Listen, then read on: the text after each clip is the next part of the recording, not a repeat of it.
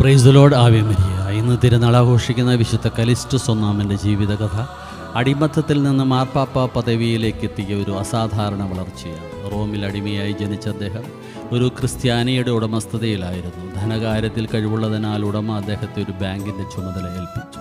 എന്നാൽ ആ പണം നഷ്ടമായതിനെ തുടർന്ന് അദ്ദേഹം ശിക്ഷിക്കപ്പെടുകയും ഒടുവിൽ ക്രിസ്ത്യാനികളോടൊപ്പം സർദീനിയയിലെ ഖനികളിൽ കഠിന തടവിനെ വിധിക്കപ്പെടുകയും ചെയ്തു. വർഷങ്ങൾക്ക് ശേഷം ദൈവിക ഇടപെടലിനാൽ അദ്ദേഹം റോമിൽ തിരിച്ചെത്തി. ആരോഗ്യപരമായ ബുദ്ധിമുട്ടുകൾ കാരണം അന്നത്തെ മാർപ്പാപ്പ അദ്ദേഹത്തിന് പെൻഷൻ നൽകി. പിന്നീട് മാർപ്പാപ്പ അദ്ദേഹത്തെ ഡീക്കനായി നിയമിക്കുകയും റോമിലെ ഒരു പ്രധാന ക്രിസ്ത്യൻ കാറ്റക്യൂമിൻ്റെ ചുമതല ഏൽപ്പിക്കുകയും ചെയ്തു. ഈ ഉത്തരവാദിത്വം അദ്ദേഹം ഭംഗിയായി നിർവഹിച്ചു. സെഫീറിനോസ് പാപ്പായുടെ മരണശേഷം കലിസ്റ്റസ് റോമിലെ മാർപ്പാപ്പയായി തിരഞ്ഞെടുക്കപ്പെട്ടു. ഒരു അടിമയായ ജീവിതം ആരംഭിച്ച ഒരാൾ സഭയുടെ പരമോന്നത സ്ഥാനത്തേക്ക് ഉയർത്തപ്പെട്ടത് ചരിത്രത്തിൽ ഒരു വഴിത്തിരിവായിരുന്നു. മാർപ്പാപ്പയായിരുന്ന കാലയളവിൽ പാപങ്ങൾ ചെയ്തിരുന്നവരോട് അദ്ദേഹം കരുണ കാണിക്കുകയും മാനസാന്തരപ്പെടുന്നവർക്ക് ക്ഷമ നൽകുകയും ചെയ്തു.